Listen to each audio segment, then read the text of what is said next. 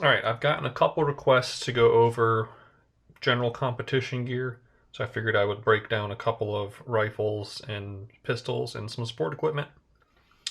Um, if you do hear any snoring in the background, I have my editor-in-chief here helping out.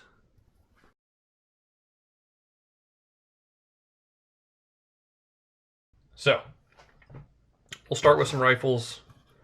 This is what I shoot most of the time. It's a home-built 16-inch AR. Start up at the front. There's an Otter Creek Labs Polonium full size on a Criterion Core barrel. I have a bipod on here right now, but it's a quick disconnect bipod. I really only use it for zeroing or shooting it long distance. It's usually not on there, just sitting on a little piece of pick rail. Arisaka 18650 flashlight with a cap. BCM rail, BCM foregrip that I chopped off because you don't need all of it.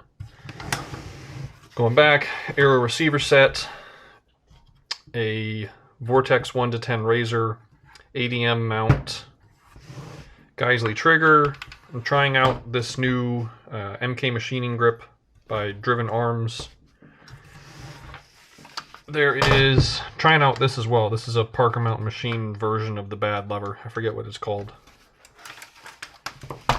Charging handle, this is the BCM one, and then more BCM stuff. So that's this rifle.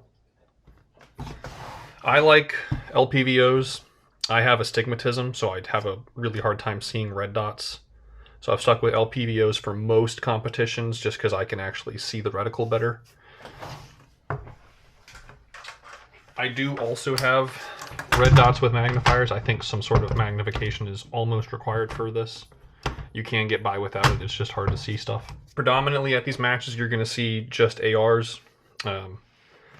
They do get pretty boring sometimes, so I have other options. I just ran a match with this AK. I have the full breakdown of it in that video if you want to see that. This is a lot of fun to shoot. Red dot with no magnification. I don't like that it doesn't have magnification, but I haven't been able to find a better option.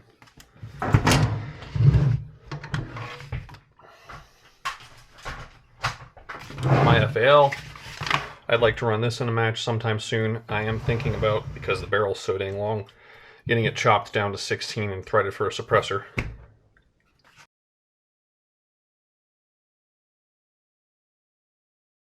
On muzzle devices, if you're not using a suppressor for whatever reason, I would encourage you not to use a brake. They're very obnoxious for bystanders and ROs and can make it really hard to call hits for you. Something like a 3-prong or just your standard birdcage works perfect. I think these are two great options if you're not going to run a suppressor.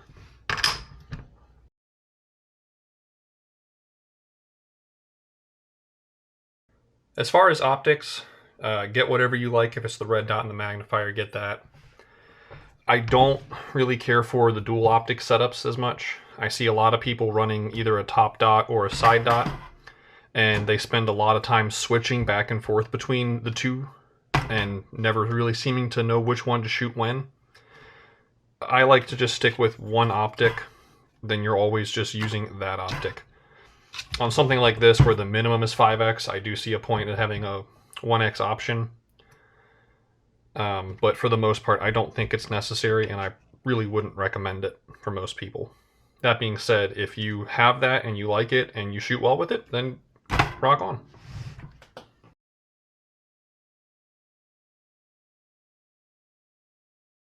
Alright, you will need some sort of pistol for these. I shoot Glocks because I've just always shot Glocks. I think there are probably better options nowadays. Smith & Wesson makes some really good options. So does CZ. So does Walther. Just pick whatever you like. For these styles of competitions, I don't think something like a Staccato or a CZ Shadow is really going to be the best. They're heavier, they're a little bit finickier. Your stuff's going to get muddy and gross, and you need it to run the whole time. So, Glock 19 with a Holosun 509T. Other than that, it's stock. Glock 17, Streamlight, and a Hollow Sun comp. And then I've been messing around with making a Gucci Glock because it's fun. So this is a Glock 17 with an Aimpoint Acro, a Parker Mountain Machine barrel and compensator. This is the Glock Performance trigger that I put a Johnny Glock shoe on. The extended mag release, or slide release, and a SLR Rifle Works magwell. I've been shooting this a lot recently. I really like this. You don't need something like this for this. The first competition I ever actually won was with this pistol. So you don't need something super crazy in order to compete well. Both of these have enclosed optics. I don't have a problem with open emitter optics. These are easy to wipe off if you get dirt on them. Just up to you what your preference is. I've been moving everything as far as flashlights go over to Streamlight. I've had Surefires. I've broken this one twice now, so I'm not super thrilled with that. Their customer service was not super helpful either.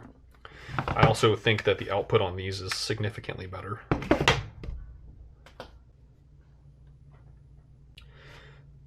Side note, the best pistol for you to shoot at a competition is one that you carry. That's going to be the best. Run what you actually run. I carry all of these. Right now it's summer in North Carolina, so I'm carrying this, but I'll carry both of these in winter months.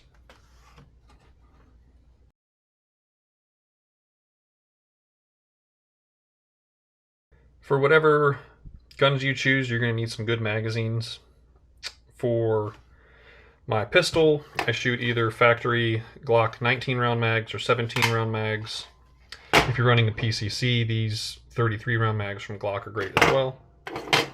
For rifle, AR mags, P mags, Sure Feeds, and these PSA ones have been great. These are all good. AKs, I have Bulgarian surplus mags and a P mag. Those work great. Magpul makes 7.62 mags. They're great for running a large frame. And then FAL mags, whatever you get, just make sure they run good.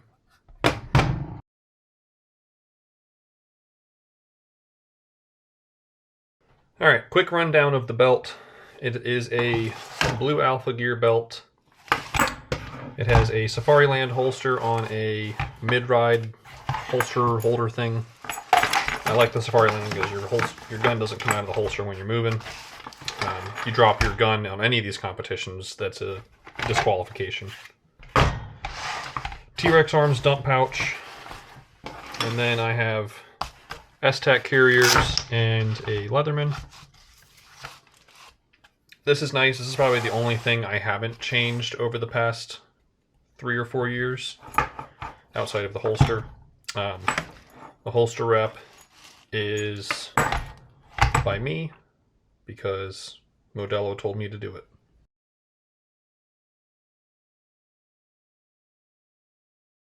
Another piece of gear a lot of competitors take are chest rigs. This is a Haley Strategic chest rig. It holds 3 mags. You can put a pistol mag or a flashlight or a Leatherman or something up there. We've got a small admin pouch for other stuff. I bought this a couple of years ago used for pretty cheap. It's been through a lot of matches since then. And I've come to actually not really like this that much. I didn't like the X harness it came with, so I got an H harness for it. I didn't like the backstrap it came with, so I got the stretchy one. So if you've got one of these, great, use it. If not, I would not recommend it. What I would start to recommend, as I'm still playing around with this, is something like this. This is a Spiritus Systems thing that I put the T-Rex triple flap placard on here, and then you've got options on what you want to add on the side. Right now I've got 2 just general purpose pouches, but there's also the hydration pouches or smaller pouches. You can pick whatever you'd like. Cost-wise, this with the upgraded harness and backstrap is the same as the Spiritus with the harness, the back strap, and the triple placard. It does not include these. So, you know, this isn't bad price-wise. I've got a kangaroo pouch I'm trying out. This is okay. I don't really like how tightly it sits up here. It makes it hard to get into and just drop stuff in. I like this triple flap design they did. It lets me run whatever I want, so if you haven't seen these, it'll hold AR mags, it'll hold AK mag, it'll hold 7.62 mags, FAL mags. This is another 7.62, but it's a bolt gun mag.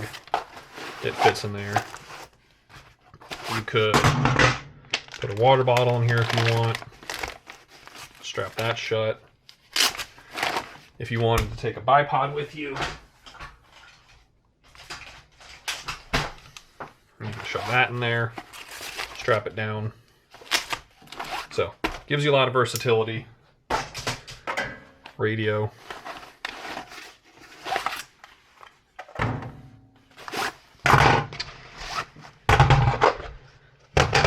Also gives you a lot of options with extra stuff you can take. You can take range finders.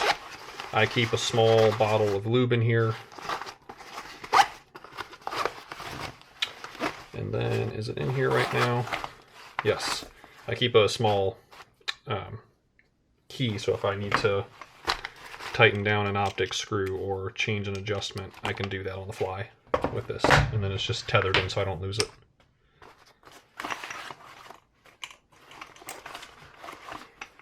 Another option, instead of a chest rig, because I haven't actually found one I like yet, is these are two options I'm starting to really like. If you don't have a chest rig, I would suggest not buying one and checking out one of these two options. This is just a backpack. You can shove all your mags in there and swap them out on your belt between stages. Or this option. This is, I think it was like 50 or 60 bucks on Amazon. It's a fanny pack. But it can fit 3 rifle mags, 3 pistol mags, and a water bottle. And you've got all the equipment you need for a running gun right there. Same thing with the backpack, just shove them all in one of the pockets. So, I think these are really good options. I don't think they're utilized enough. I ran a backpack only in my last match, and I didn't like it at the time, but now looking back and thinking about it more, I might try running this some more and see how it goes. I really like not having everything on my chest, and it makes it easier to breathe and get down low if you need to do prone on a stage. So, I think this is a great option.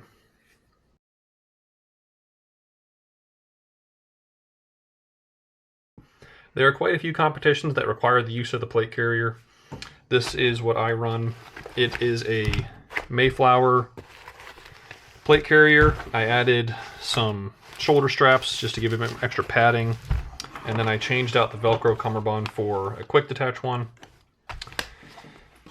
As it sits right now, without loaded magazines, I think it's about 18 pounds. The plates in it are kind of heavy. But most of the competitions, I think, require a 15-pound plate carrier, if I remember correctly. I've got a Blue Force Gear triple on here. I don't really like this because I can't get the magazines back in very easily with one hand. So I'm probably going to swap it out for the T-Rex Arms one.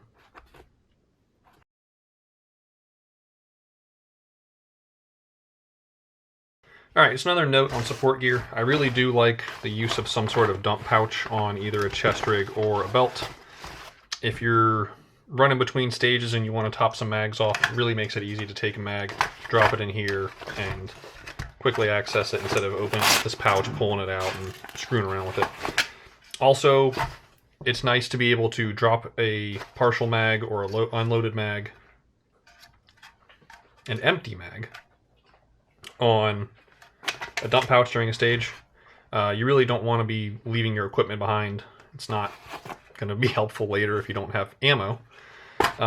And sometimes you might drop a mag in the woods and never see it again. Or if you look at the videos of the 17 South Sweat and Bullets run and gun that just happened, 2024, that place was an entire swamp. Everybody was underwater the whole time. If you drop one of your mags down into the water, you're probably never going to find it again. So having some place to throw it when you're done with it is great.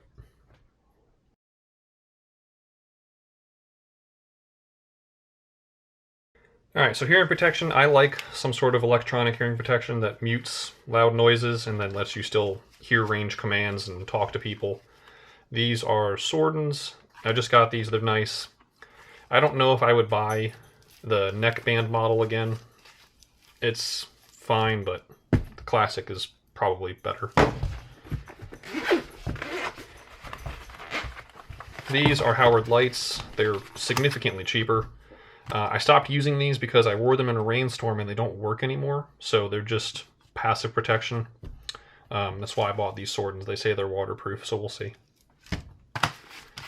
Eye protection, I have two pairs. One is a set of Magpul sunglasses, and then the other is some clear lenses. I like having both options of clear and sunglasses because your sunglasses aren't going to work on a cloudy day or at night, so you want both options.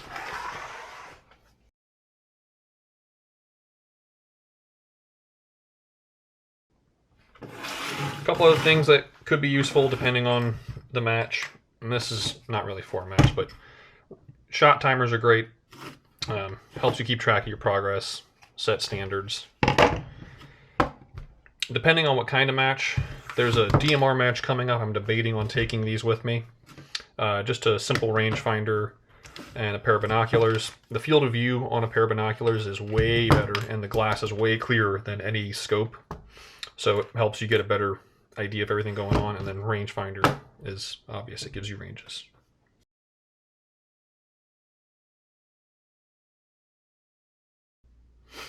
This is kind of an odd question I got, but I guess I'll answer it. I got asked about pants, but I guess I'll cover pants and shoes. I wear darn tough socks with a little bit of foot powder. Just some trail running shoes. I got these at RAI. And then pants. These are Cool Pants, KUHL. I buy them on eBay because they're way cheaper on eBay than they are at REI. I don't know the model of these. There. Radical. So, if you want pants, I like these.